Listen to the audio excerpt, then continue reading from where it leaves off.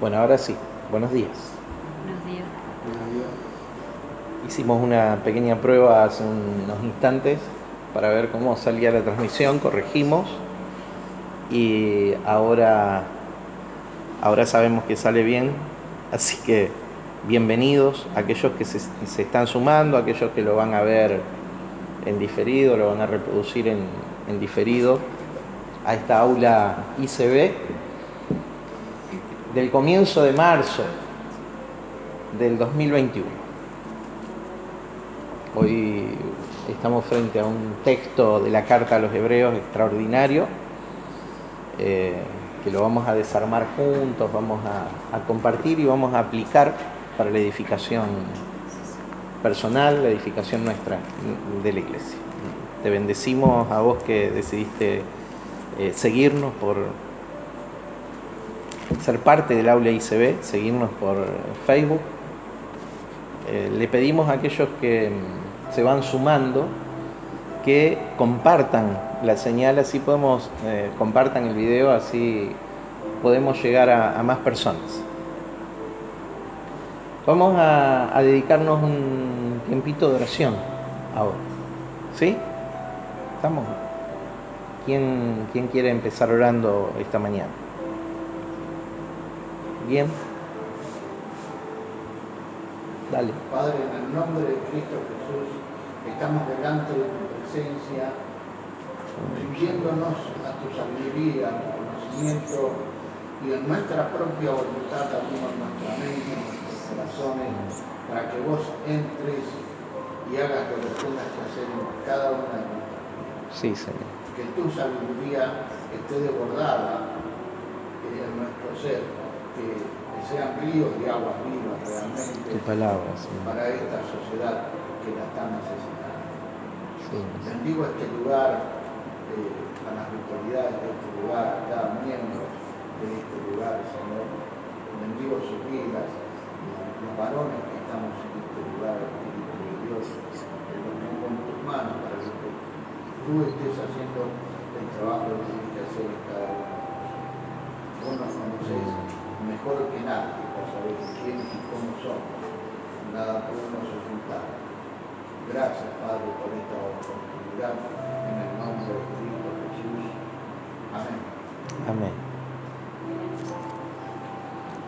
Te damos un espacio, Marcelo. Sí.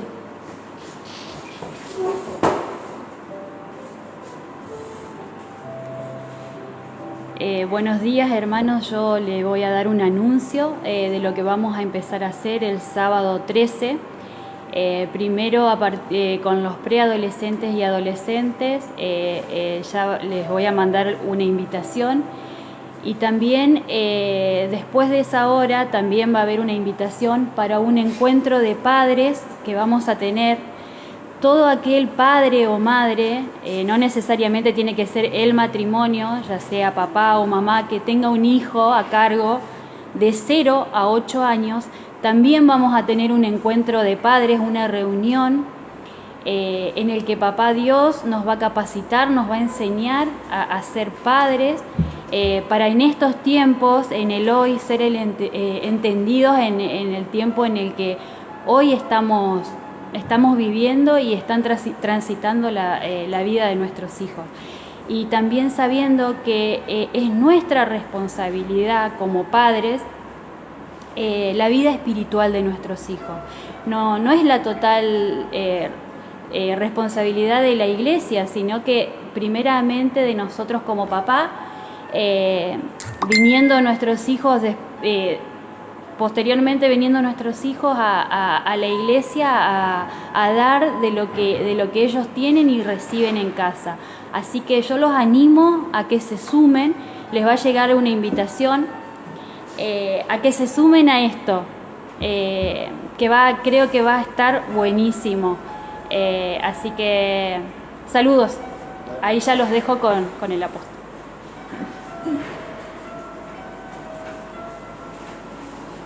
Muy bien, Marce. Muchas gracias. Bien. Oramos, seguimos orando. Papito, en el nombre de Jesús, yo te doy gracias por la vida que nos has dado, Señor, en esta hora, Señor. es que despertamos a la conciencia de tu presencia, Señor, a través de la oración, a través de esa comunión que tenemos en la sangre, en la fe del Hijo de Dios, de Cristo Jesús, que nos impartió su vida, Señor, que nos hizo hijos, que nos igualó a su persona, Señor, y hoy disfrutamos de esa condición de hijos, Señor. Por eso, en el nombre de Jesús, yo te pido, Espíritu Santo, que operes, trayendo revelación, conocimiento, que des a conocer tu palabra en tu pueblo, Señor. Padre, la Escritura advierte, Señor, sabemos que la Escritura advierte acerca de que el pueblo perece por falta de conocimiento, por falta de palabra, por falta de acceso a tu persona, Señor. Señor, por los velos que el alma, Señor, porta, Padre. Pero en el nombre de Jesús te pedimos, Espíritu Santo, que corras esos velos, Señor, que corras aquello que a través de los sentidos impide, Señor, que nosotros percibamos la realidad del Espíritu, Padre. Señor, yo te doy gracias, Señor, porque vos lo estás haciendo con tu pueblo. Vos estás impartiendo y trayendo vida, Señor, sobre tu palabra, Señor, soplando tu palabra, Señor, haciéndola carne en nosotros, Padre. En el nombre de Jesús declaramos una obediencia, sometimiento a tu palabra, Señor, y a tu gobierno. Absolutamente, Señor.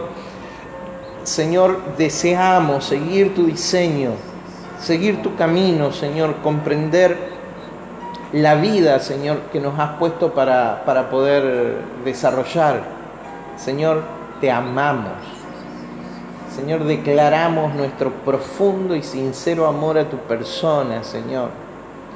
Y no tenemos mayor acto de adoración que la entrega voluntaria de nuestra vida, Señor, a tu persona. Glorificate en cada uno de nosotros, Señor. Espíritu Santo, en nuestro espíritu hay una adoración a tu nombre, Padre, que está representado, Señor, por la obediencia en nosotros, Señor. Por eso, Espíritu Santo, estamos ávidos, deseosos de recibir tu semilla, tu palabra, para que Cristo sea formado en nosotros. Señor, aplica en nuestra mente, en nuestro corazón.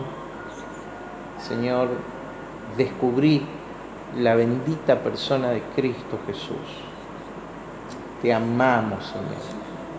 En el nombre de Jesús de Nazaret. Amén. Amén.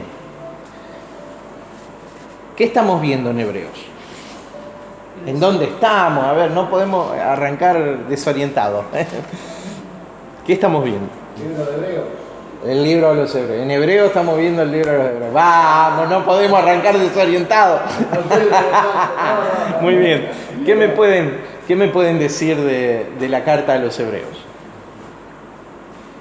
Es una carta de exhortación. Una carta de exhortación. Y hoy estamos llegando a la capitulación, a las conclusiones finales. El capítulo 12 de la carta a los Hebreos tiene las conclusiones finales, las más fuertes, de toda la línea de argumentación, donde el apóstol Pablo presenta que Cristo es superior. ¿Cristo es superior a qué? Cristo es superior al sacerdocio hebreo, al sacerdocio levítico. Cristo es superior al santuario, al templo hebreo. Y Cristo es superior en cuanto al sacrificio. Porque por una sola ofrenda, el sistema de sacrificio hebreo, porque por una sola ofrenda nos santificó, nos hizo perfectos para siempre. Entonces, evidentemente, estamos frente a la línea de argumentación de la evidencia de que Cristo es superior. Y es muy importante lo que el autor de la carta a los Hebreos va a expresarle al pueblo judío, ¿sí? Y a todo el cristianismo. ¿Por qué? Porque hasta ese momento todavía había sacerdocio levítico, todavía había templo y todavía, ¿sí?, se presentaban sacrificios.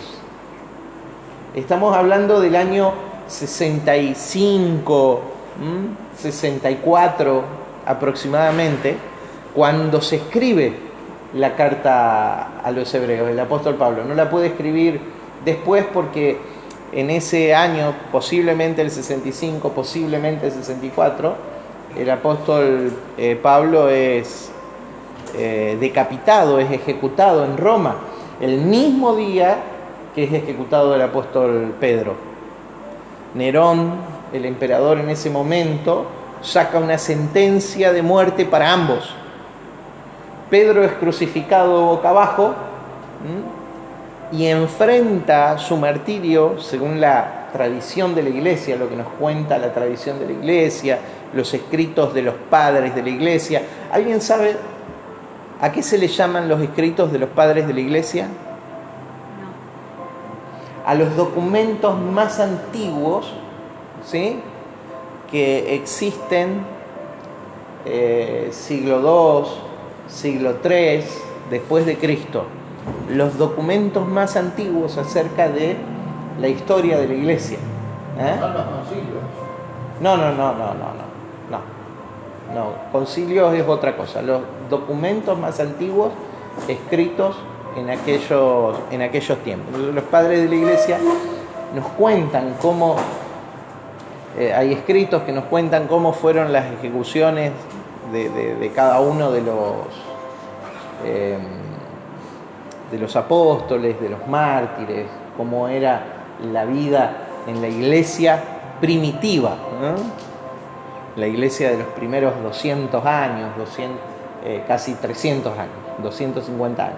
¿Ok? ¿Sería que esta carta fue escrita mientras lo transitaban? ¿Fue así? Esta carta fue escrita más o menos en el 64, 65, ¿sí? Por el apóstol Pablo, dijimos. Los argumentos de por qué, porque hay una gran similitud entre los escritos de Pablo y estos escritos. En segundo lugar, evidentemente quien escribe la carta a los hebreos, si bien en ningún lugar dice a los hebreos, pero evidentemente por toda la línea de argumentación teológica se la escribe a ellos, ¿sí? Guarda gran similitud con los escritos de Pablo, y en segundo lugar demuestra un gran manejo de la cultura y la idiosincrasia hebrea, como lo hacía el apóstol Pablo. Dice hebreo de hebreos en cuanto a la ley, fariseo, ¿sí?, irreprensible, cuando él habla de su historia personal. Muy bien. En tercer lugar, para apoyar la autoría del apóstol Pablo, también tenemos el argumento de los documentos antiguos. Por ejemplo, el P46, un papiro muy antiguo que tiene todos los escritos del apóstol Pablo, es más o menos del 175 después de Cristo. Tiene todos los escritos del apóstol Pablo, entre los cuales también está la carta a los hebreos. ¿Ok?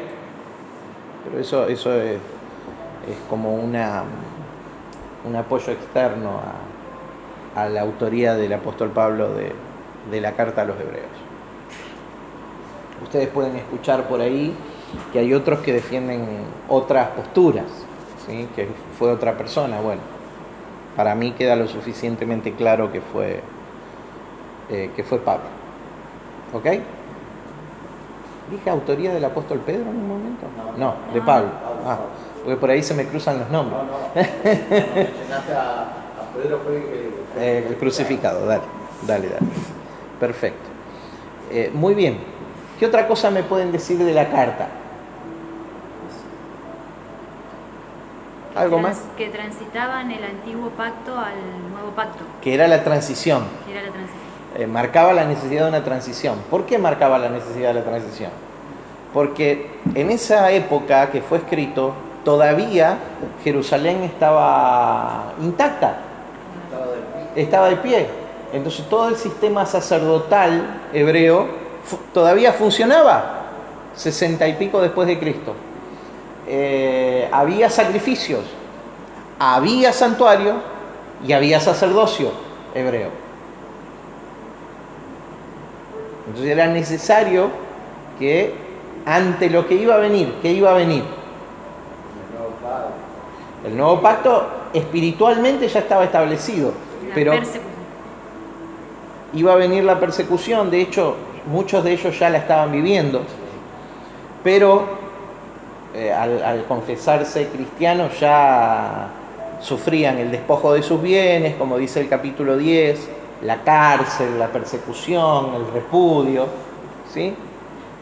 El ser expulsados de las familias. Pero lo que iba a venir es la destrucción de Jerusalén. Diga remoción. Remoción. Este es el final del capítulo 12, el que voy a citar ahora.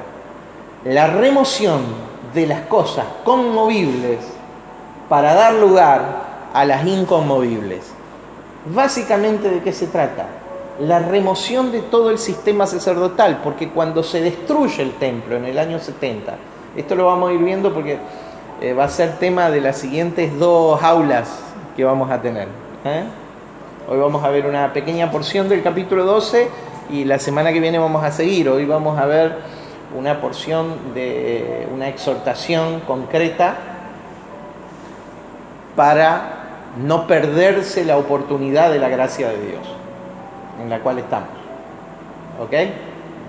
No perderse la oportunidad de la gracia de Dios en la cual estamos. Pero la semana que viene vamos a ver los 2 montes como figura de decisión. Un día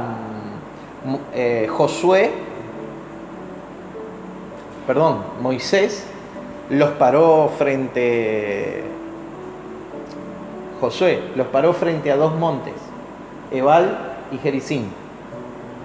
Decidan ustedes, la bendición o la maldición. ¿Sí? Bueno, estamos frente a 2 montes, pero esos montes son Sión y Sinaí. Bueno, decidimos nosotros. Y esa es la línea de argumento, lleva a esa construcción en la carta a los hebreos. La línea de argumento lleva a esa construcción argumentativa.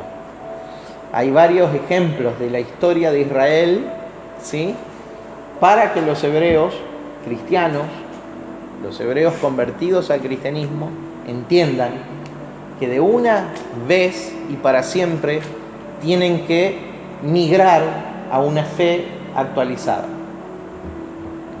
al nuevo pacto. ¿Ok? ¿Por qué? Porque ¿qué viene?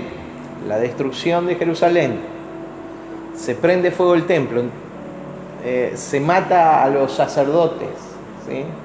Entonces no hay más santuario, no hay más sacerdocio y no hay más sacrificio. Se termina la era judía. ¿Cuándo sucede eso? En el año 70 después de Cristo. Pero no estaba en el propósito de Dios, eso sí. ¿Estaba? Claro. ¿Cómo no va a estar? Ya Jeremías decía: ¿quién será el hombre que dirá que sucedió algo que Jehová no mandase? O sea, estaba en el propósito de Dios. Pero para eso reciben la exhortación, la advertencia. La semana pasada, la anterior, vimos la carrera. ¿Alguien sabe, me puede decir acerca de la carrera? ¿Qué es lo que vimos? O el texto, por lo menos.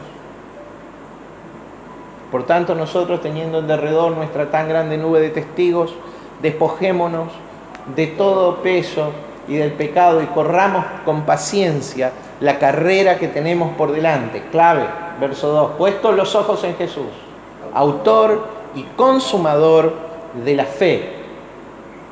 ¿Sí? Considerad aquel que sufrió tal contradicción de pecadores contra sí mismo, porque aún no habéis combatido combatido hasta la sangre, resistido hasta la sangre, combatiendo contra el pecado. Gracias, Blanca. Si ustedes me dicen si alguna vez me puse a memorizar estos textos, jamás. Solo es de estudiarlos, de desarmarlos. ¿Se entiende? Te animo a que estudies la palabra de Dios, a que la atesores. Amás a Dios, amás su palabra. no como quien guarda la letra que mata,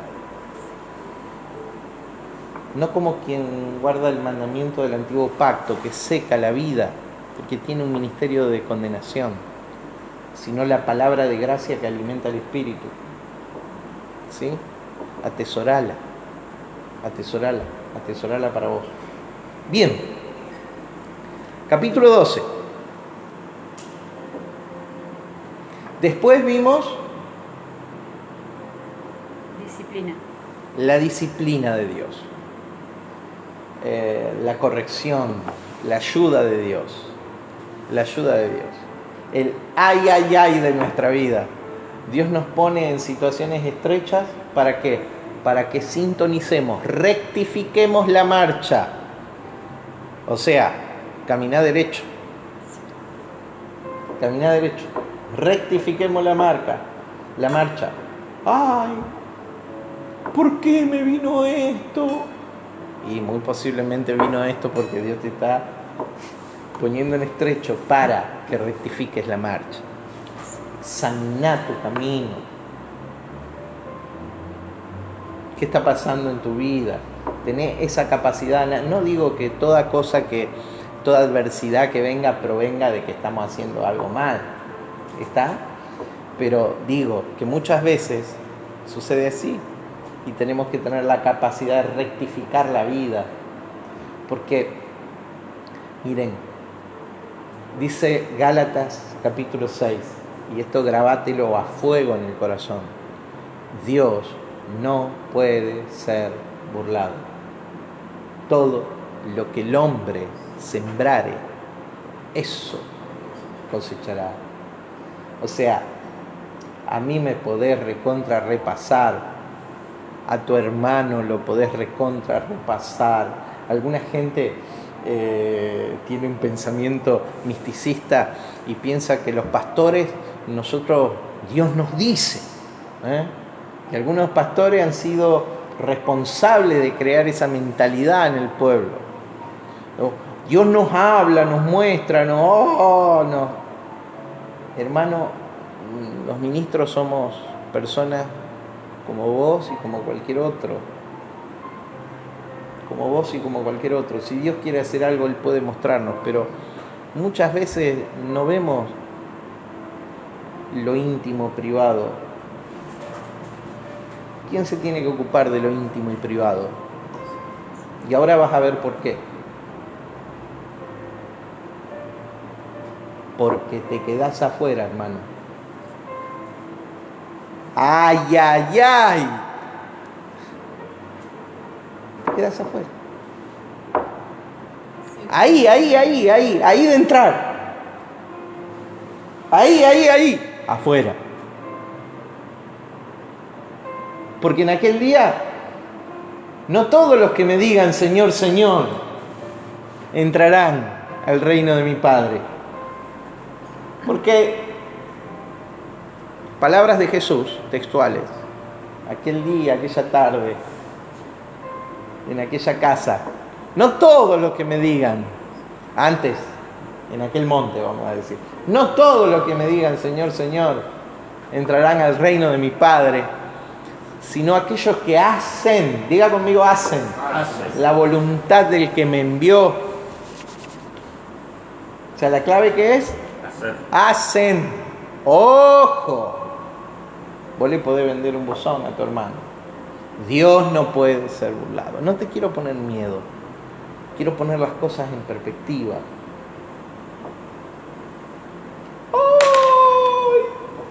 No sé qué me pasó con mi matrimonio, me descuidé y se fue al tacho mi relación. Ojo, Dios no puede ser burlado. No sé qué me pasó con mi trabajo, la situación económica. Ojo, Dios no puede ser burlado. A tu jefe le puede vender un buzón, pero vos no te olvides que todo lo que haces, sea de palabra o de hecho, lo haces para Dios. Seas consciente o no. Hoy es exhortación. Hoy es el Espíritu Santo que se pone al lado nuestro para darnos a conocer su palabra. Y ayer, y mañana. Pero hoy es para corregir el camino. Así que aprovechalo. Decirle al que tenés al lado, aprovechalo. Es para rectificar. ¿Viste? Cuando el GPS te dice rectificando. Porque vos, ¿qué pasó? Te saliste de camino.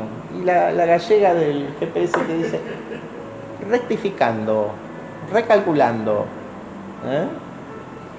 Porque te saliste del camino. Bueno, lo que Dios quiere hacer es ponerse al lado nuestro para que volvamos al camino.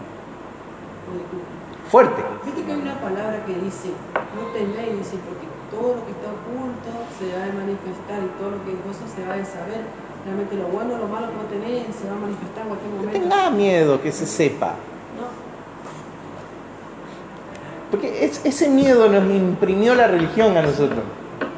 Que se sepa cuál es nuestro estándar de vida en lo privado.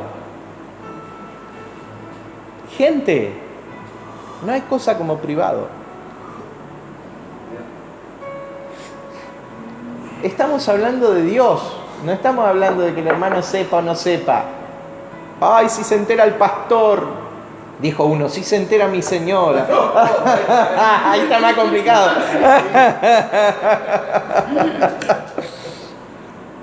Es el estándar de la religión. No, mi hermano. A Dios no se le escapa. Dios no puede ser burlado. Entonces, hoy vamos a hablar de santidad. Pero le vamos a subir un escalón a la santidad. Viene. Está buenísimo. Hoy el autor a los Hebreos va a poner en perspectiva una advertencia para no despreciar la gracia de Dios. No despreciar la gracia de Dios. Y yo no te estoy hablando de ir al cielo o al infierno. No está en discusión eso. ¿Cristo murió por tus pecados? ¿Sí? Entonces no está en discusión eso. Te estoy hablando de que tu vida es una vida ganada o una vida perdida. Porque la gracia también es para acá en la tierra. Claro. Para ser manifestada acá en la tierra, claro. La gracia. Pero mi reina, dice Tito 2:11, porque la gracia se manifestó para salvación y para sorpresa tuya dice a todos los hombres. Entonces vamos a Tito 2:11 acerca de la gracia. Ahora, que tu vida sea una vida ganada acá. ¿Qué es una vida ganada?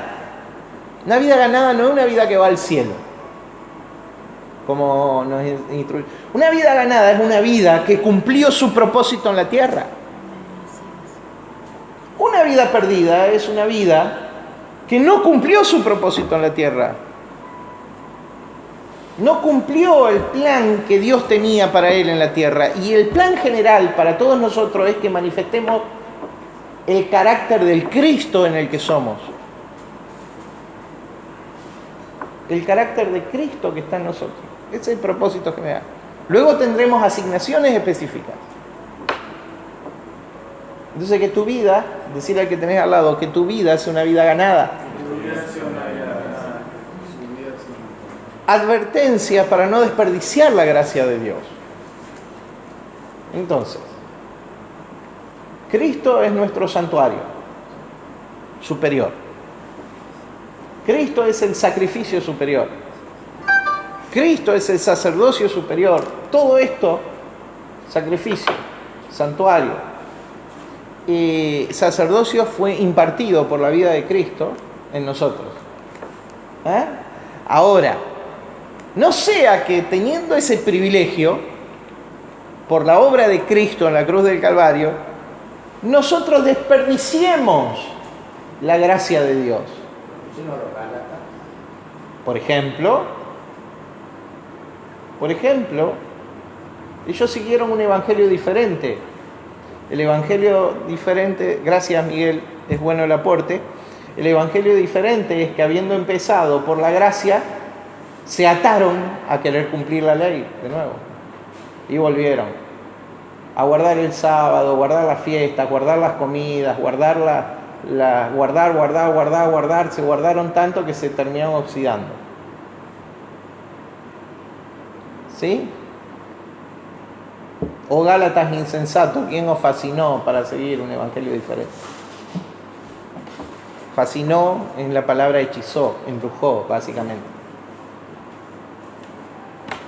El embrujo es el aceptar una palabra que te atrasa. Aceptar como de Dios una palabra que te atrasa. Si viene alguien y te dice, bueno, vos tenés que guardar el sabbat, esa palabra te atrasa. Si viene alguien y te dice, vos te tenés que circuncidar, esa palabra te atrasa. Si viene alguien y te dice, vos tenés que, hay alimento, no tenés que comer cerdo, esa palabra te atrasa. No, a mí de eso no ahora, la situación no alimento, que si yo no guardaba esa bota, no condenadísimo. Bueno, por ejemplo. No, si eso para los judíos. Gálatas. Entonces, estamos en hebreo, che. Ustedes me sacan para otro lado. Vamos, no. Advertencias para no desperdiciar la gracia de Dios. Vamos a leer Hebreos 12, del 12 al 17 es el texto que vamos a ver hoy. Por lo cual, levantad las manos caídas y las rodillas paralizadas, y haced sendas derechas para vuestros pies, para que lo cojo no se salga del camino, sino que sea sanado. Seguid la paz con todos y la santidad, sin la cual nadie verá al Señor. Mirad bien, no sea que alguno deje de alcanzar la gracia de Dios, que brotando alguna raíz de amargura os estorbe, y por ella muchos sean contaminados. No sea que haya algún fornicario o profano como Esaú, que por una sola comida vendió su primogenitura. Porque ya sabéis que aún después, deseando heredar la bendición, fue desechado y no hubo oportunidad para el arrepentimiento, aunque la procuró con lágrimas. Fuerte el pasaje de hoy. Fuerte el pasaje de hoy. Decirle al que tenés al lado que no te pase como Esaú. Que no te pase como Esaú. No sea que alguno deje de alcanzar la gracia de Dios. Y una vez más, no hablamos de cielo o infierno. Estamos hablando de que la vida es una vida ganada en cuanto al propósito o una vida perdida. Que vivas, que tu fe sea una fe fundamentada bajo los principios del antiguo pacto. Ayer compartía con alguien, en realidad con el hermano Saúl, que Saúl tiene un don que no lo encuentro en la Biblia, pero él lo tiene. Él huele el holocausto. ¿Cómo sería esto? ¿Ustedes creen que es una cuestión espiritual? No, pero no es una cuestión espiritual, es totalmente natural. Cuando vos prendés la parrilla y ponés una carne, él lo huele y... Yo no sé, yo estoy esperando que suene el timbre de casa, que el hermano Saúl. Entonces ayer había un holocausto en casa y cayó el hermano Saúl. Como paracaidista, ¿viste? Ay, ay, ay. No sé por qué, pero había algo que me traía, digo. Ay, sí, vine, lo sentí, vine. Encima me dice, esto es pura comunión en el espíritu, es como la iglesia en China, ¿no? Como el cristianismo estaba prohibido en China. los hermanos oraban y se juntaban en un lugar donde el Espíritu los guiaba, ¿viste? Bueno, él dice que el Espíritu lo guía, yo no sé si, me parece que es un don del olfato que tiene. Ayer Saúl me compartía una conversación con alguien que le dijo: yo estoy alejado de Dios. Y él le decía así: no estás alejado de Dios vos. Eso es lo que la religión te hizo creer. No te podés alejar jamás de Dios. Dios está dentro tuyo. Vos podés estar alejado de las cosas de Dios, vos podés estar alejado de la iglesia, pero de Dios. Salmo 139, ¿a dónde huiré de tu espíritu? Si subo al monte más alto, ahí tú estás. Entonces yo te quiero decir, te quiero taladrar con esta palabra. Vos podés estar lejos hasta del propósito de Dios, pero no podés estar lejos de Dios. Hagas lo que hagas, no vas a estar lejos de Dios. Tu conciencia puede estar anestesiada, cauterizada, quemada, insensible, pero Dios sigue estando en ese lugar. Y mientras hay vida, hay oportunidad. Entonces, volvé al propósito de Dios. El propósito que Dios tiene para vos. Y ese es el atraso, el estar alejado del propósito. Totalmente. ¿Cuánta gente adentro de las congregaciones Sin conocer el propósito. está alejada del propósito? Y pensando que su vida es una vida ganada, en realidad la está perdiendo. Que no te pase a vos. Advertencia para no despreciar la gracia de Dios, que es tan cara, que es tan sublime, que es tan superior, que pertenece tan a otra dimensión, pero que fue derramada en esta a partir de la sangre de Cristo. Amén. Bien. Hay dos ilustraciones que el autor de los Hebreos sigue en el libro. Y las ilustraciones tienen que ver con el entrar o con el llegar. La primera está en el capítulo 3 y capítulo 4. Es la ilustración de Israel vagando en el desierto durante 40 años, 38 en realidad, 2 años al pie del monte Sinaí, reciben la ley, salen caminando, se mueve la nube y la columna de fuego, hacen el santuario, todo, el tabernáculo, se mueve la nube y ellos salen. Y a causa de su falta de credibilidad, ¿sí? Porque vieron a los gigantes, se perdieron entrar en el reposo. Entonces el autor de los Hebreos, recuerdan ustedes, lo vimos en las primeras clases, en las primeras aulas, les dice: si oyeran hoy su voz, no endurezcan su corazón como vuestros padres lo endurecieron y se perdieron en el desierto. Y murió ahí una generación. 40 años dando vuelta en el desierto, cuando ellos en 6 meses hubieran podido entrar a la tierra prometida y tomarla.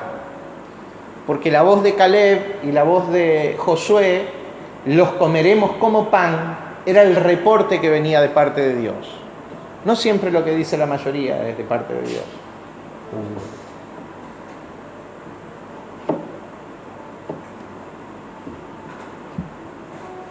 Tengo un buen amigo, muy buen amigo, que le llama masificación de la ignorancia, cuando la mayoría va por otro camino, que no es el camino. No sigas al rebaño. ¿Está claro? Está bueno ser una oveja negra. Tal vez seas la oveja que Dios quiere que seas. Porque tal vez 10 están yendo al matadero y 2 tienen la voz de Dios. ¿Me explico? No, la mayoría pasó en el desierto, pasan las mejores familias. No porque la mayoría opine o diga de una manera, esa es la verdad asumida. Bien, advertencia para no despreciar la gracia de Dios. Primera ilustración: no te quedes afuera del reposo, no seas como la generación que se perdió en el desierto. Pablo le está diciendo a su pueblo, aquellos a quien amaba, aquellos por el cual en Romanos capítulo 8 dice: yo mismo desearía ser tomado como anatema, como maldito, con tal de que gane a los de mi nación. ¿Sí? Él les escribe y les dice: hay que entrar al reposo, porque así como se perdió una generación, se pueden perder ustedes por no transicionar del antiguo pacto al nuevo pacto, por no eliminar el santuario, que era ilustración de las cosas celestiales, los sacrificios, que eran ilustración del sacrificio celestial, y el sacerdocio, que era una sombra imperfecta del sacerdocio que iba a aportar Cristo y que hoy está en ustedes. ¿Sí? No sea que se pierdan. Entonces, después de decirle: Dios, si los deja sin disciplina, ustedes son bastardos y no hijos, pero como somos hijos, Dios nos disciplina. Entonces, ¿cómo tenemos que entender el trato duro que hemos recibido? ¿Dios nos abandonó? ¿Por qué sufrimos el despojo de nuestros bienes? Lo que les había pasado a los hebreos, y dice el capítulo 10. ¿Por qué fuimos a la cárcel? Por el testimonio de Cristo. ¿Por qué fuimos rechazados por nuestra familia? ¿Por qué perdimos nuestro trabajo? Hoy podemos decir: ¿por qué tengo una adversidad en mi salud? ¿Por qué tengo este problema que enfrentar? ¿Por qué tengo esta situación de necesidad? ¿Por qué? ¿Qué pasó? ¿Dios me abandonó? No. Dios está al lado mío, transitando ese camino para llevarme a su propósito. ¿Ok? Entonces, justo ahí es donde entra esta exhortación. Decirle al que tenés al lado: entra en el reposo. El segundo, entremos en el reposo. La segunda ilustración es la carrera. Una carrera donde es importante la carrera. No es solo llegar, es importante la carrera. Y él dice, y el autor a los hebreos dice, da a entender que la vida es la carrera. Despojémonos de todo peso y pecado que nos asedia y corramos con paciencia la carrera que tenemos por delante, puestos los ojos en Jesús. La meta es Cristo. La meta es ser como Cristo. El mayor modelo de la manifestación de Cristo lo tenemos en Jesús. Entonces, puestos los ojos en Jesús. No distrayéndonos. Porque el que pone los ojos en otra cosa, ¿qué pasa? Se distrae. O sea, vienen situaciones a la vida que nos hacen mirar para otro lado. Esas cosas que nos hacen mirar para otro lado, hay que saber manejarlas. Diga: puesto los ojos en Jesús.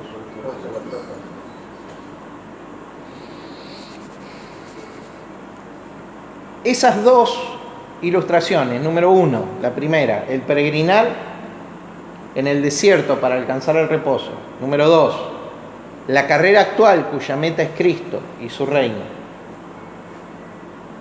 Esas dos ilustraciones cierran perfectamente en este pasaje.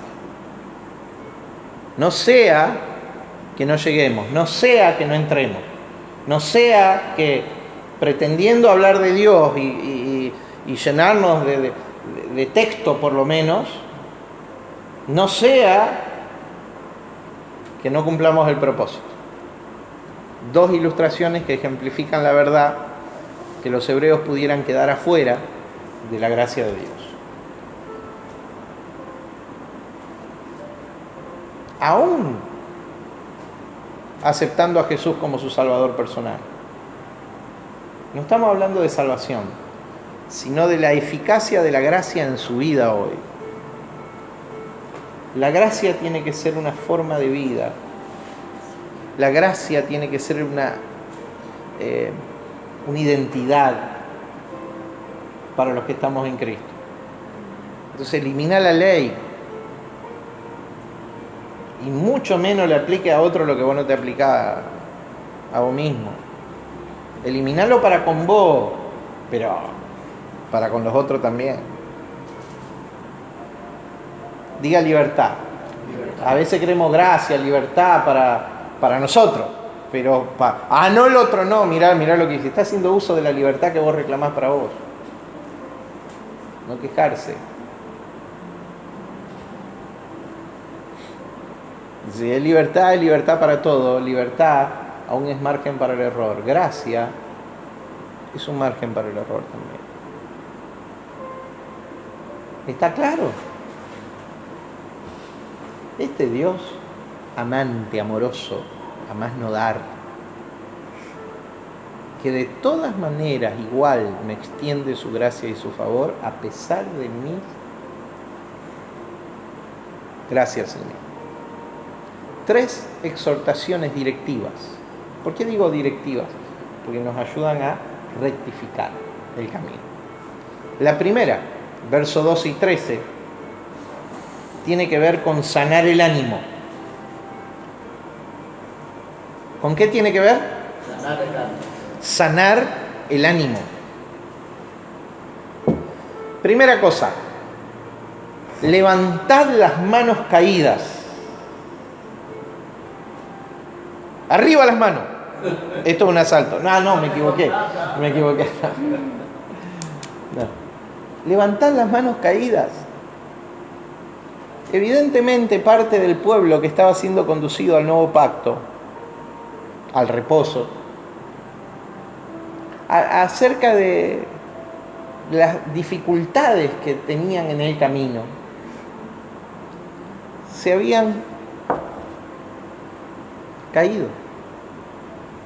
Y la expresión manos caídas es una figura de un ánimo caído,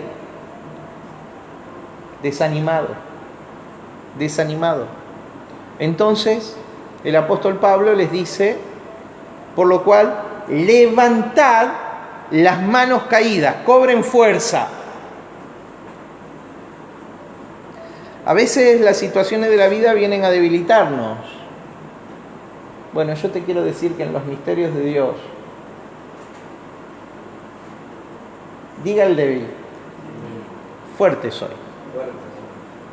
En los misterios de Dios hay una ecuación que no funciona igual en el mundo natural. 2 más 2 no es 4. No. En los misterios de Dios dice, me gloriaré del hombre que fue arrebatado al tercer cielo, que le fueron dadas cosas inefables de oír, difícil de escuchar, de entender, cosa que ni subieron en corazón de hombre alguno. De tal hombre me gloriaré, pero de mí mismo en nada me gloriaré, sino en mis debilidades, porque el poder de Dios, porque varias veces oré a Dios para que me saque este aguijón. El apóstol Pablo, capítulo 12 de Segunda de Corintios, para que me saque este aguijón de Satanás que me abofetea. 3 veces oré y Dios me dijo, bástate mi gracia, porque mi poder, dice Dios, se perfecciona en tu debilidad. ¿Puedo comentar? Comente. Fuerte. Sí, este versículo precisamente, a mí las 10 plagas que el Señor mandó a Egipto me generaban dudas. Uh-huh. Y este versículo es el que me trajo la luz sobre las 10 plagas. Era para demostrar su poder. Bueno, mi poder se perfecciona en la debilidad. ¿Sabes por qué Dios sacó al pueblo de la esclavitud? Buena pregunta. Para glorificarse. Porque Dios no quiere hijos esclavos. A ver, decirle al que tenés al lado, Dios no quiere hijos esclavos. No quiere hijos esclavos. No quiere que No quiere hijos esclavos. Entonces, casi cambio el ángulo. Entonces, el poder de Dios se perfecciona en nuestra debilidad. Cuando soy atacado, expuesto a situaciones que me hacen sentir, ay, ay, ay, ay, ay, ay, sácame de acá, Señor, por favor, oh, Padre, decime la verdad. ¿Cuándo oraste más que cuando estuviste en estrecho? Esta semana, bueno, Dios hizo algo en el ADN terrible, revivió un ADN de la organización Iglesia de Cristo Vivo de una manera extraordinaria. Esta semana estábamos puestos tan en estrecho en situaciones y Dios nos dio una victoria tan grande, pero es la victoria de Él. Alguno pudiera pensar, pero las habilidades, las cosas, nada.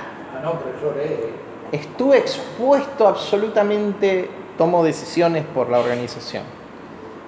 Estuve personalmente expuesto a situaciones tremendas. Dios nos dio la victoria. ¿Quién fue? Fue Dios. Entonces, ¿la gloria de quién es? Y si yo diría, pero, viste, la vi. La victoria, no. La victoria es de Dios. Así dejamos ver la imagen y el carácter de nuestro Cristo en nosotros. ¿Sí? Entonces le vamos a tener miedo a las debilidades. Al contrario. Cuando estamos expuestos. Y el único que te puede sacar de ese lugar es Dios. ¿Qué va a pasar? Diga, Dios es fiel. Dios es fiel. El problema es mi fidelidad. Ahora, cuando entiendo que tengo la esencia de Dios en mi vida, ojo, me transformo en una persona fiel, confiable. Pero bueno, eso es acción del Espíritu. Es una revelación de lo que ya te fue impartido, que es la vida de Dios en vos. Si Dios es fiel, ¿cómo tenés que ser vos para glorificar a Dios? Fiel, leal. Bueno, sobran palabras. Diga, sanar el ánimo. Me pasan cosas que me bajonean. Perdí mi trabajo. Me bajonea, estoy bajoneado. Me corrió mi jefe, me corrió mi señora. Estoy bajoneado porque me pasó tal cosa. El médico me dijo que... Tranquilo.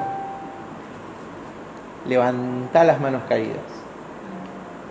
Y en segundo lugar, y las rodillas paralizadas.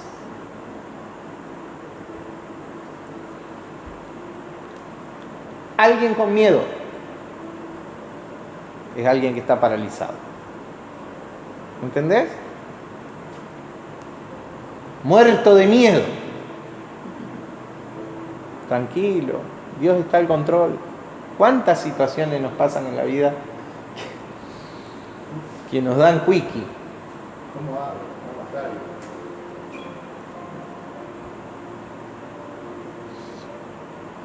Cuando Dios nos mandó a rectificar la dirección en que iba la congregación, los locos rectifican cosas que funcionan bien, y empezamos con esencia crística. Y mi señora dice, la Iglesia de Cristo Vivo era un barco que estaba recargado de pasajeros, ¿sí? Que iba en una dirección, pero no era la dirección que Dios quería que llevemos. Y cuando nos dimos cuenta, ¿qué hicimos? Sí, Señor, el capitán es Él. Doblamos, íbamos a toda máquina. Y algunos de los pasajeros saltaron por la borda, se cayeron. No, no es para allá, estamos bien así, mirá que somos un pueblo lindo, feliz, crecemos y rectificamos. Se cayeron por la borda.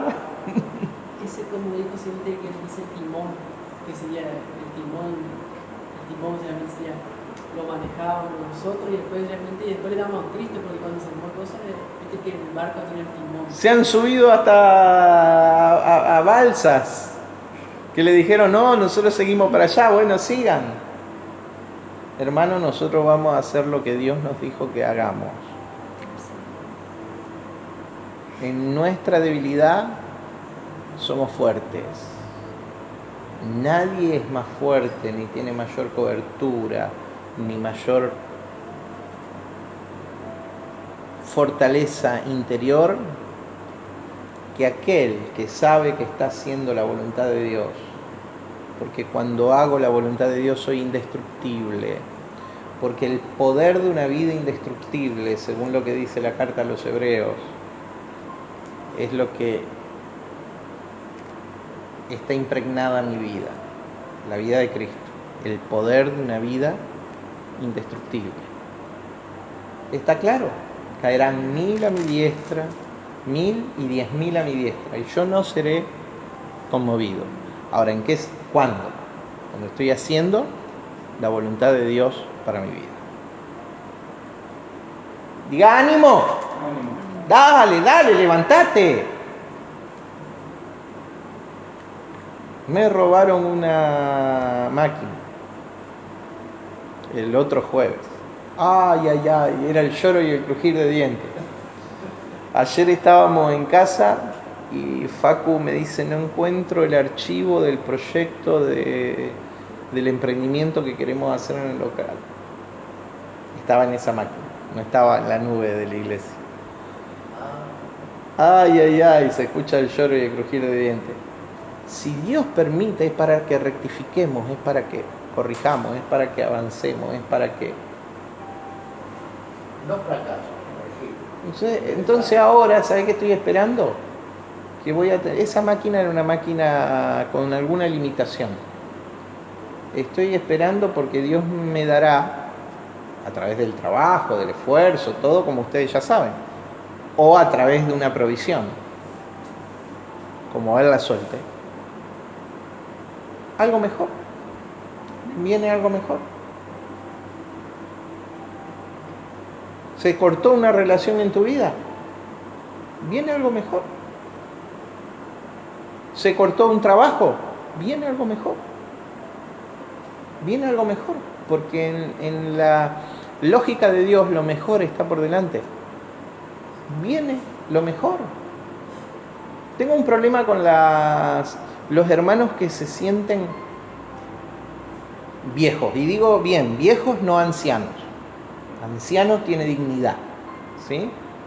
Anciano tiene dignidad. Viejo. Viejo de no, yo ya no puedo, ya no hago, ya no.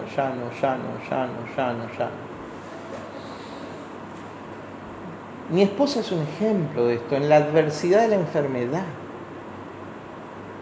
¿Sabe qué está haciendo ahora? Alguno diría disfrutando con su familia. Está produciendo para el reino. Todos los días tiene una entrevista diferente, interesando a personas en lo que hacemos. Ya tenemos fruto de ese trabajo y todavía no volvió a Reconquista. Y tiene breves periodos de tiempo de estar pila, que su enfermedad no la ataca. Ese periodo de tiempo está produciendo.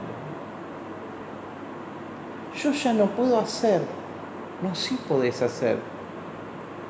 Entonces, ¿cuándo vamos a estar listos? Cuando estemos allá.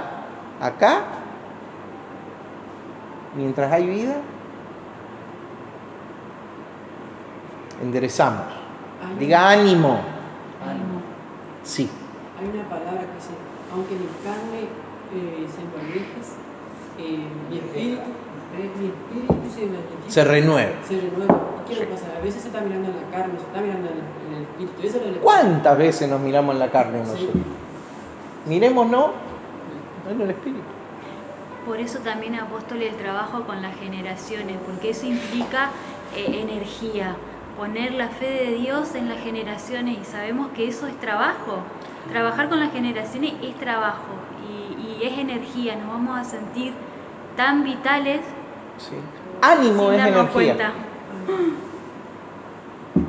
Ánimo es energía. La palabra entusiasmo en el castellano viene de una construcción griega. En, que significa lo mismo en castellano que en griego, y teos, que significa en Dios. ¿Cuántos de nosotros estamos en Dios? En teos. Entusiasmo viene de esa construcción. Entusiasmate, hermano, con el propósito de Dios.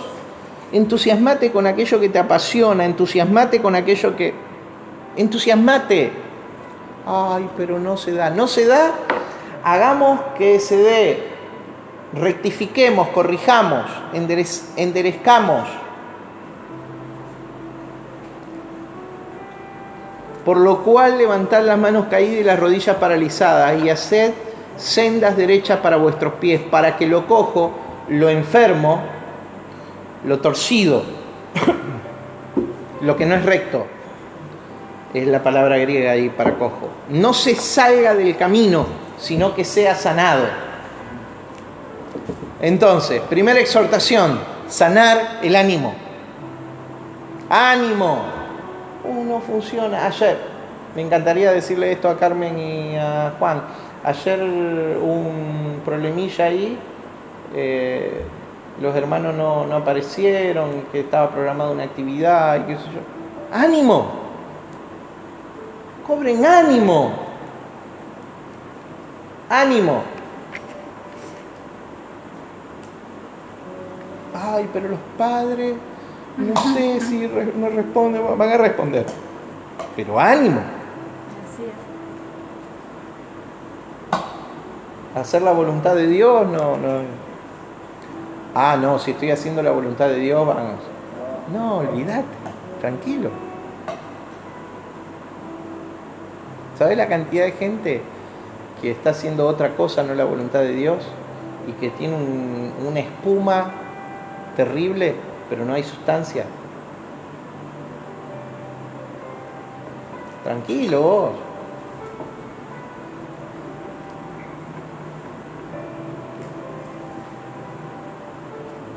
Porque, a ver, si la afluencia de gente sería una prueba, y hagamos lo que hace la Iglesia Universal, entonces tenemos gente.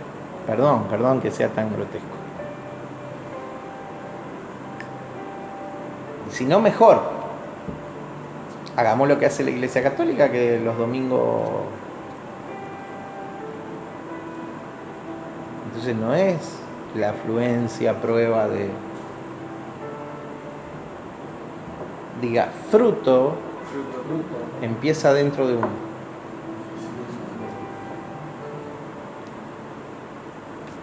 Verso 14 y 15. Segunda exhortación.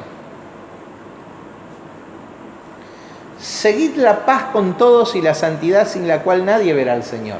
Acá está hablando de la carrera.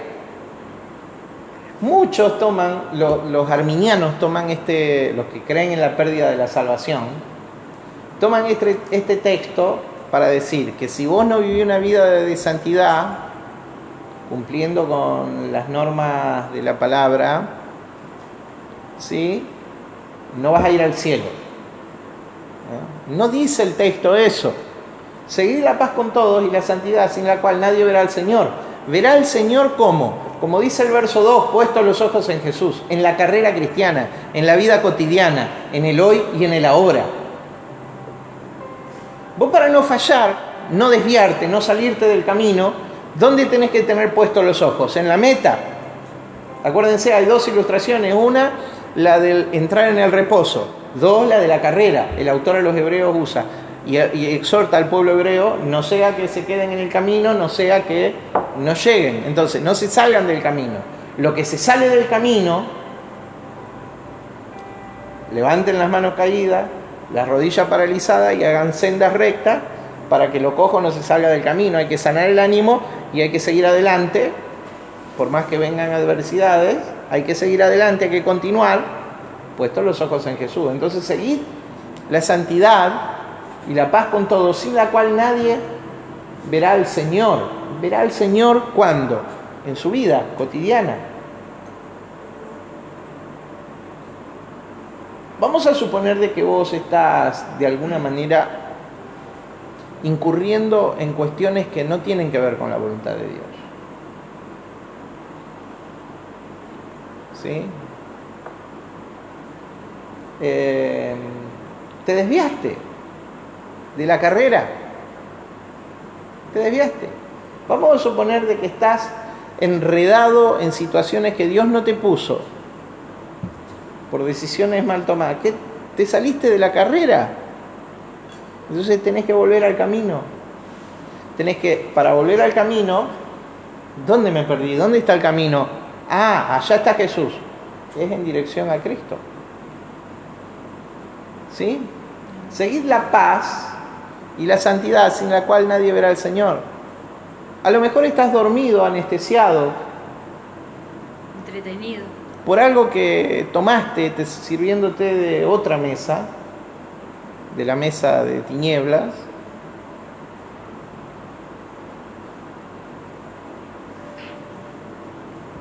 Y estás distraído. Bueno, para volver, ¿qué tenés que hacer? Ver a dónde está el Señor. Puesto los ojos en Jesús. Si vos no le querés errar en la vida espiritual, ¿dónde tenés que poner los ojos? En Cristo. Ni siquiera en tus líderes. En lo que de Cristo hay en tus líderes, sí, pero ni siquiera en tus líderes. Puesto los ojos en Jesús.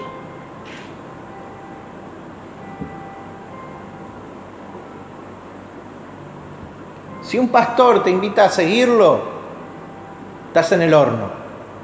Porque el rol del pastor es que te invite a seguir a Cristo. Está claro, ¿no? Porque ya Menem tuvimos uno, síganme que no lo voy a defraudar. Así no fue. Pobre finadito. Ahí entendí, cuando vos te pones puesto los ojos en Cristo, vos tenés,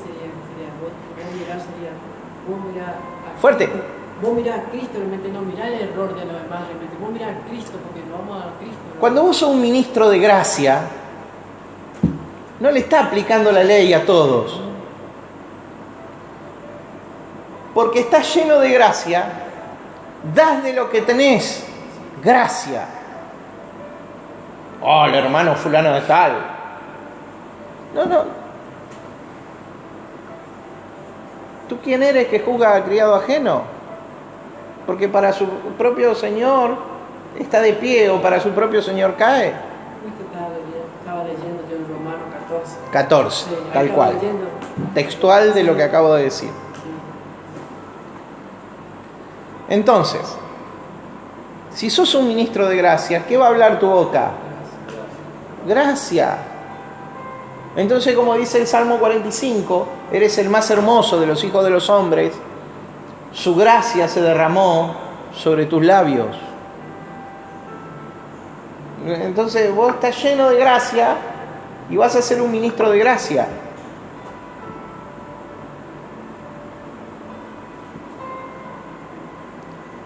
No sea que, verso 14, seguid la paz con todos, diga paz. En otro pasaje dice, en lo que dependa de vosotros, estar en paz con todos. A veces no depende de vos. ¿Sí? Seguid la paz con todos. Doy un dato histórico. Cuando las legiones romanas sitiaron Jerusalén, en el año 70, y el general Tito llegó con 4 legiones a poner sitio a la ciudad de Jerusalén durante 5 meses.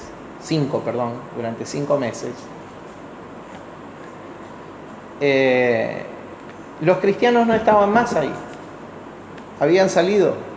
Los que habían escuchado la voz de Cristo, cuando oigan guerras y rumores de guerra, huid y no regresen a tomar. Si estás en el campo, no vuelvas a tomar lo que dejaste en la ciudad. Si estás en la azotea, no desciendas a buscar tus cosas, sino huye. ¿Qué habían hecho ellos? Habían huido. Permanentemente en los meses anteriores, los judíos se habían preparado para la guerra. De hecho, habían derrotado al gobernador de Damasco, ¿sí? Al gobernador romano, que con una legión había venido a la guerra antes. Habían derrotado 20.000 soldados romanos y se habían apropiado de todos los pertrechos militares los judíos, las 4 facciones hebreas que estaban adentro de Jerusalén. Fue un desastre militar para los romanos. Estaban armados hasta los dientes porque se apropiaron con las armas de la legión que habían derrotado antes que venga Tito. ¿Qué les decían los judíos ortodoxos, los que no reconocían a Cristo y que estaban armados hasta los dientes para defender Jerusalén, a los judíos cristianos antes que se vayan? ¿Qué les decían? Entrenémonos para la guerra, derrotemos a los romanos. Seguid la paz con todos. No tomen las armas. No se equivoquen, no sigan el camino de... Seguid la paz con todos. Hay verdades de aplicación histórica inmediata. Seguid la paz con todos. Los judíos ortodoxos se enojaron con los judíos cristianos de manera irreconciliable porque nunca se rebelaron contra Roma. No se rebelaron tomando las armas. Ellos predicaban otro rey, otro reino, otro emperador, vamos a decir. ¿Quién es? Cristo, el rey del reino. ¿Ok? No es con ejército ni con espada, con mi Santo Espíritu. Si lo hubieran escuchado a Zacarías o al Señor.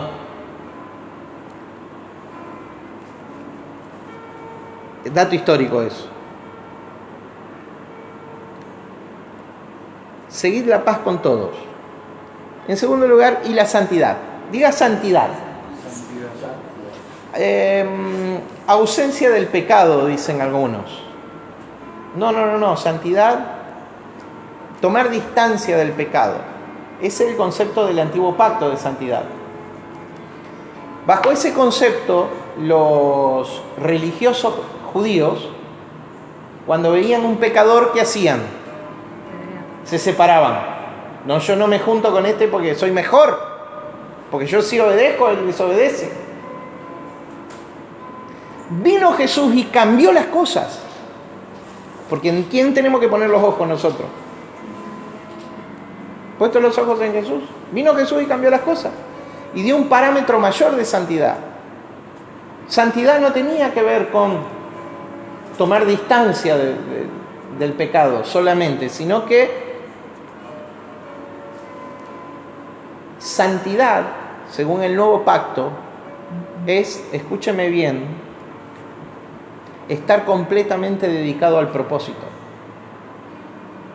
Eso es santidad. Vino Jesús y en 3 años y medio, completamente dedicado al propósito de Dios, comió con publicanos, se juntó con pecadores, en la compañía de Jesús había mujeres de mala vida, y él habló con todos y ministró a todos. Los fariseos no lo podían creer, decían, con pecadores come y con publicanos. Y Jesús le decía, de cierto, los publicanos y las rameras van delante de vosotros al reino de Dios. Se tiroteaban mal. Entonces, santidad en el concepto de Cristo es estar completamente dedicado al propósito. Diga dedicación. ¿A qué estás dedicado vos? No es solamente separarte del pecado. Ese es un nivel de revelación. Santidad es estar dedicado al propósito. Hay gente que está tan separada del pecado y que es tan improductiva en el reino que no sabes si no forma parte, si no es una estatua de cera de un museo. Así está. Es impecable, No le encontrá nada, pero no produce nada tampoco. Ese es el concepto antiguo pactista. Y San Juan 17:17, cuando dice, santifícalos en tu palabra. Tu palabra es verdad. Sí. La palabra, ¿qué va a hacer? La palabra no es para memorizar solamente. La palabra te activa. La palabra no es para memorizar. La palabra te moviliza. La palabra te moviliza.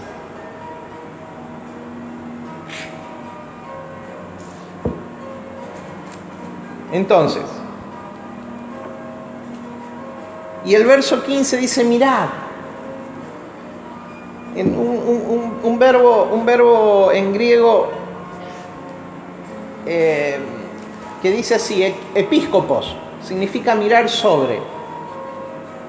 Entonces, la exhortación acá es sobrever. ¿Sobrever qué? El alma. El alma, ¿quién? Mía y del pueblo que me acompaña. Mirad significa eso, sobrever el alma. La primera exhortación era sanar el ánimo. La segunda exhortación es sobrever el alma. Porque dice, mirad, no sea que alguno deje de alcanzar la gracia. Que brotando alguna raíz de amargura, ¿de dónde brota la amargura? Del alma. Del alma. ¿Dónde está la amargura? No está en el espíritu, está en el alma. Entonces hay que sobrever el alma mía y de los que del pueblo que me acompaña. No sea que brotando alguna raíz de amargura os estorbe y por ella muchos sean contaminados. Amargura por la pérdida, amargura por la situación, amargura por la debilidad, amargura porque no se cumplieron mis expectativas, amargura. Dios está tratando con nosotros, hermano. No guarde amargura, es una delicia. En un momento, en el capítulo 10 dice, y el despojo de vuestros bienes sufriste con gozo. Porque había un entendimiento. Ahí la palabra gozo es jara. Es el ánimo que se sobrepone a toda dificultad. Es un ánimo superior, es un ánimo que es fruto del Espíritu en nuestra vida. Fruto del Espíritu. Es un ánimo que está por encima de cualquier circunstancia. Aún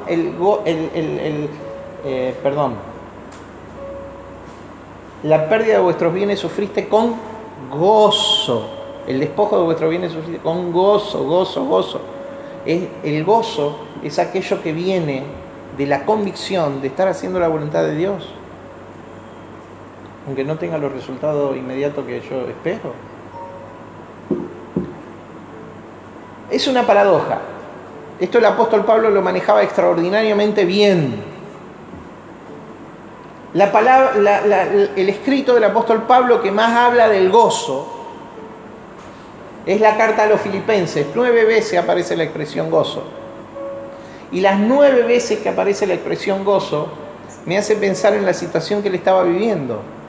¿Qué situación estaba viviendo Pablo cuando escribe Filipenses? ¿Alguien sabe qué tipo de carta es Filipenses? Carta de la prisión. ¿Por qué se llama carta de la prisión? Porque le escribe desde una cárcel en Roma, hermano. Estaba preso. En la cárcel, ¿no? Pobre. Estaba preso. Pablo estaba preso. ¿Cómo se puede estar con gozo estando preso? Porque es la convicción de alguien que sabe que está haciendo la voluntad de Dios.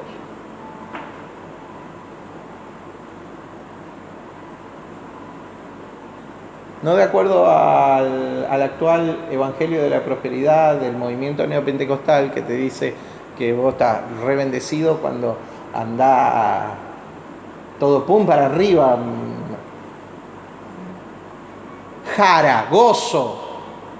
La actitud que se sobrepone a toda dificultad.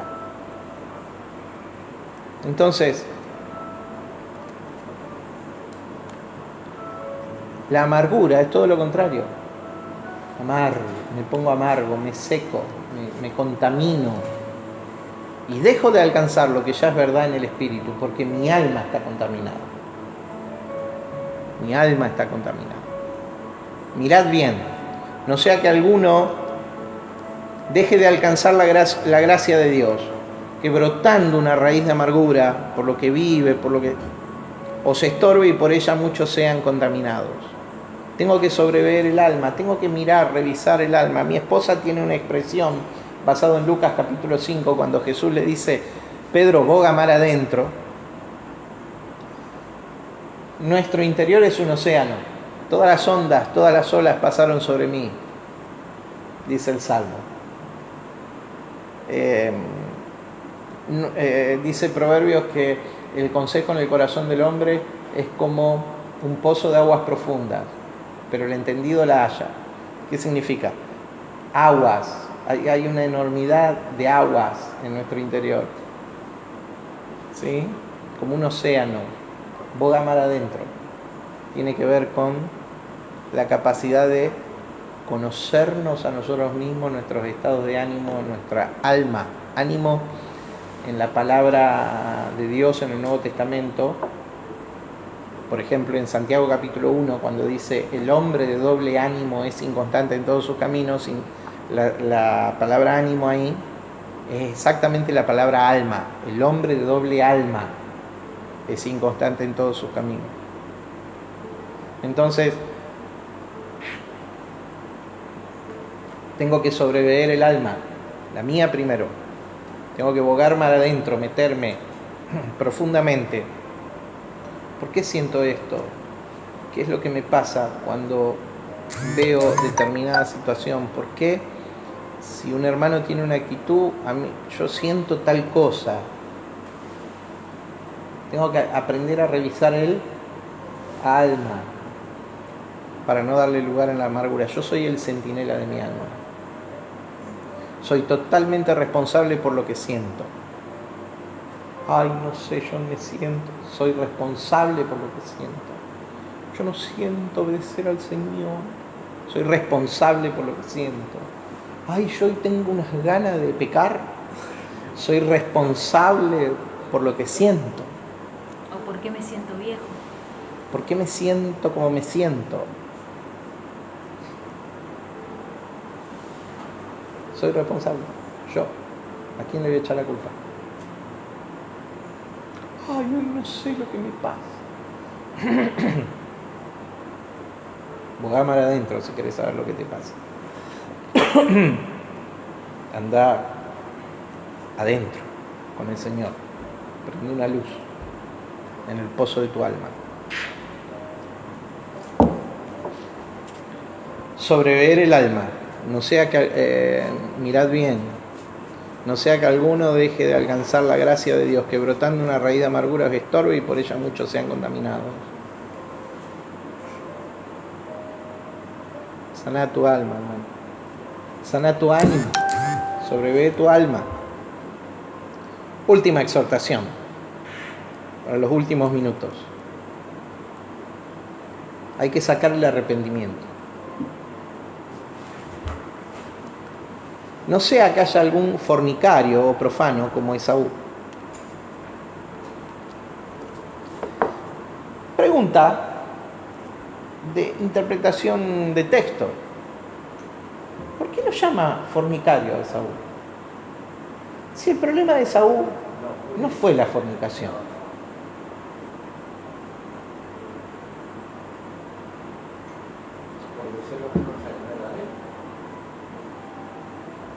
Porque fue infiel, desleal a su propósito.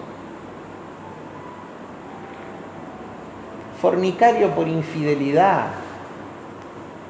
El problema de Israel no era fornicario en idioma griego pornos, no era fornicario por acostarse con sino por la infidelidad a Dios. Infidelidad que sobreabundó en todo el antiguo pacto. Si vos ves las veces que Dios trató por medio de los profetas a Israel de esposa infiel, de fornicaria. Te fuiste detrás de tus amantes, le dice Jeremías. Debajo de todo árbol frondoso y sobre toda colina elevada te echabas con tus amantes. ¿Sí? Así trata Dios a Israel.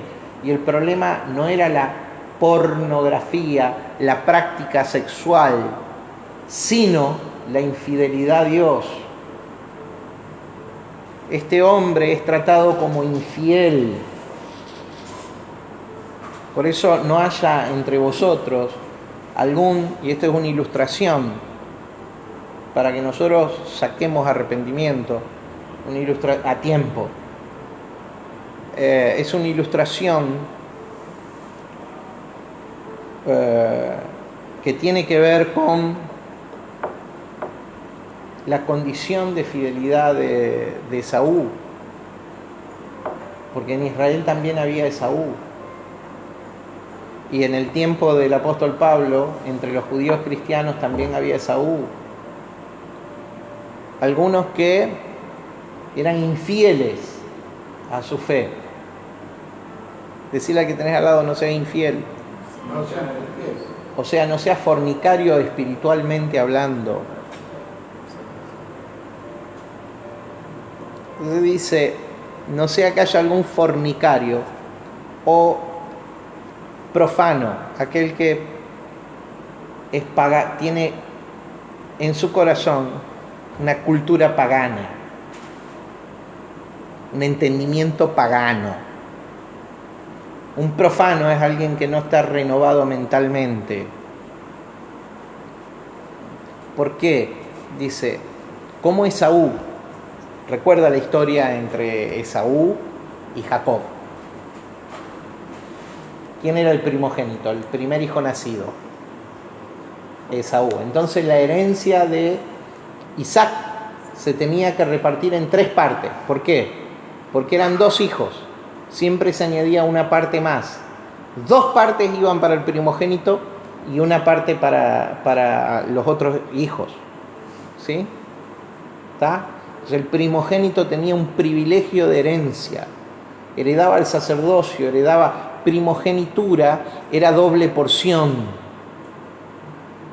Por eso, cuando José recibe a sus 11 hermanos en la mesa, cuando los hermanos no lo conocen, no lo reconocen, a Benjamín, el hermano menor de José, le hace servir una doble porción. La primogenitura, para entenderla, la tenemos que entender así, es la bendición de la doble porción. Porque ¿qué estaba José transfiriendo la primogenitura como hijo de Jacob, transfiriendo a Benjamín, al último, no al primero, al último? ¿Sí? Ahora, Esaú rechaza la primogenitura como algo. A mí déjame, yo necesito ahora. Esaú representa la mentalidad que a veces se filtra en el cristianismo de yo por mi lomo vivo y como, a mí no me venga con cosas, yo soy práctico, pragmático. ¿Para qué quiero una bendición a largo plazo si tengo un hambre que me voy a morir ahora? Por una sola comida. Despreció la primogenitura. Y el otro vivo, Jacob. Acá, hermano, te preparé un guiso. ¿Lo querés? Bueno, te lo vendo. Barato te lo vendo. Ah, ¿qué querés? ¿Qué querés? Tu primogenitura. Dame el guiso ese. Por una sola comida, o sea, algo insignificante, hermano. Muy poca cosa. Siempre es por poca cosa.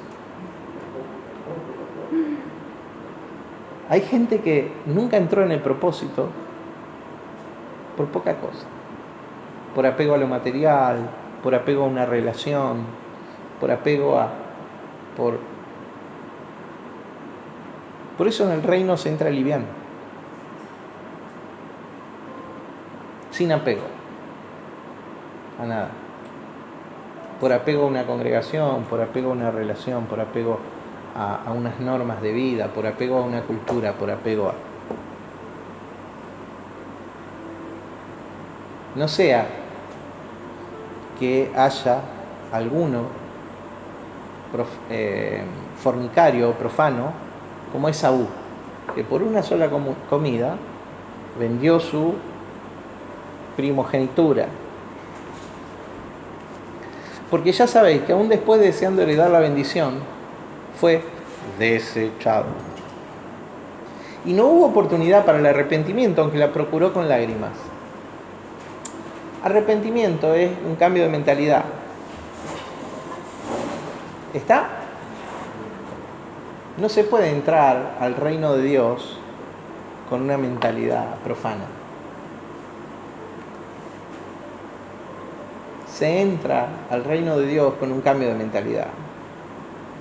Arrepentimiento no tiene nada que ver con lágrimas. ¡Ay, mira lo que me pasó! ¿Me pasó? A mí no me pasan las cosas, yo las hago. ¿Está claro? Yo las provoco. ¿Está claro? Entonces, sacar el arrepentimiento ahora, no después. No, yo living la vida loca. ¿Sí? De espalda al propósito de Dios. Porque yo me arrepiento y entro de nuevo en el propósito. Ojo que esta gente procuró con lágrimas, pero ya no había tiempo. Entonces de nuevo, como en el capítulo 3 y en el capítulo 4, si oyere hoy su voz, no endurezca el corazón, como en el día en el desierto vuestros padres endurecieron su corazón, por tener un corazón malo de incredulidad, y perecieron en el desierto, y no entraron en el reposo. Sacar arrepentimiento hoy, volverse al propósito hoy, enderezar hoy, sanar el ánimo, sobrever el alma, sacar arrepentimiento. Es lo que nos dice el texto. Porque después no sabemos si hay después.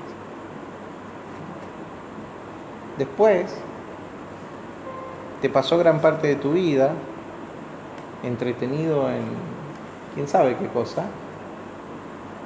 Aún, si no te arrepentís, aún realmente cosas, hoy realmente sería, hoy puede estar realmente, hoy cada día el Señor tiene la oportunidad que nos arrepiente, que nos pongamos los ojos de Cristo, porque nosotros no sabemos cuándo podemos partir hoy, mañana, pero el arrepentimiento...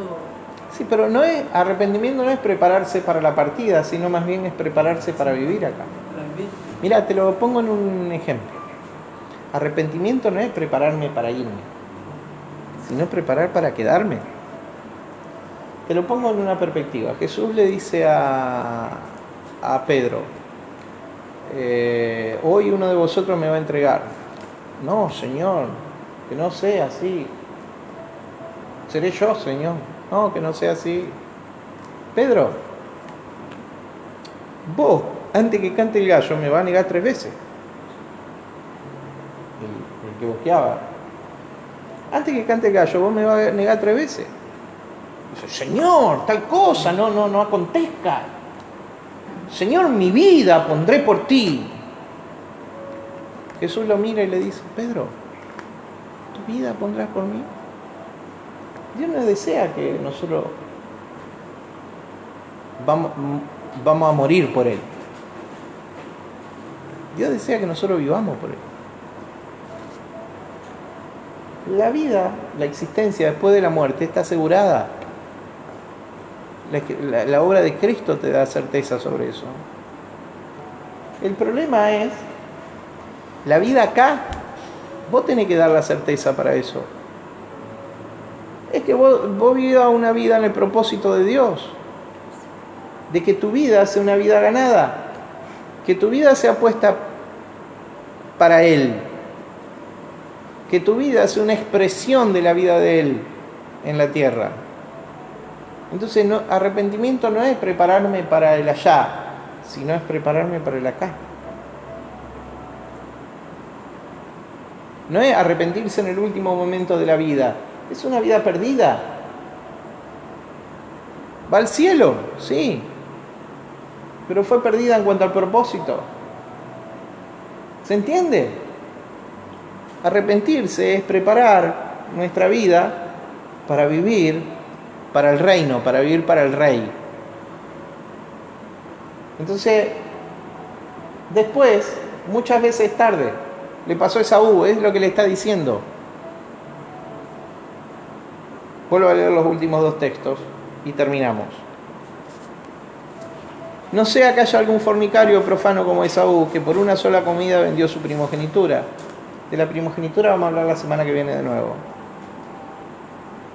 Porque ya sabéis que aún después deseando heredar la bendición, fue desechado y no hubo oportunidad para el arrepentimiento, aunque lo procuró con lágrimas. Diga oportunidad. Mi oportunidad es hoy. Mi oportunidad es hoy, para enderezar lo que se salió del camino, para encauzar en el propósito, para poner todo en el propósito de Dios. Amén. Vamos a ministrar en oración la palabra. La oración tiene que ver con autorizar a Dios a intervenir en el plano físico material.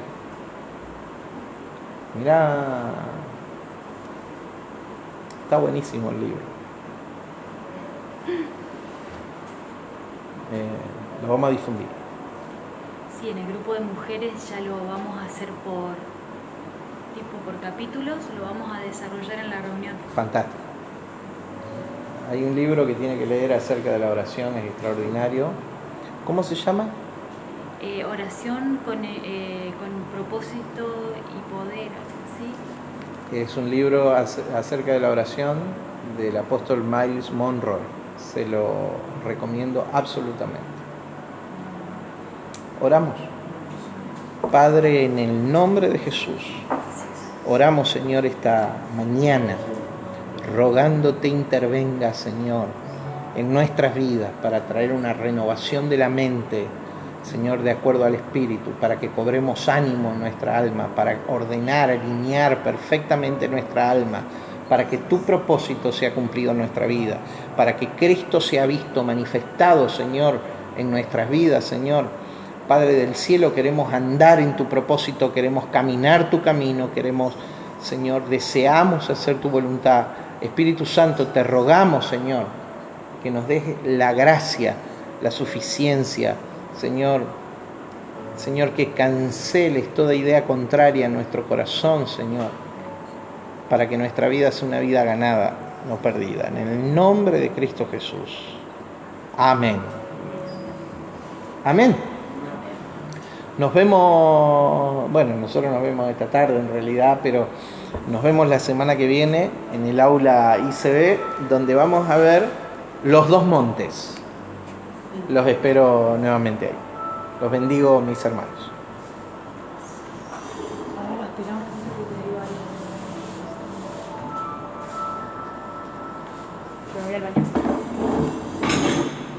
Nico, te voy a mandar una invitación, ¿sabes? Vale.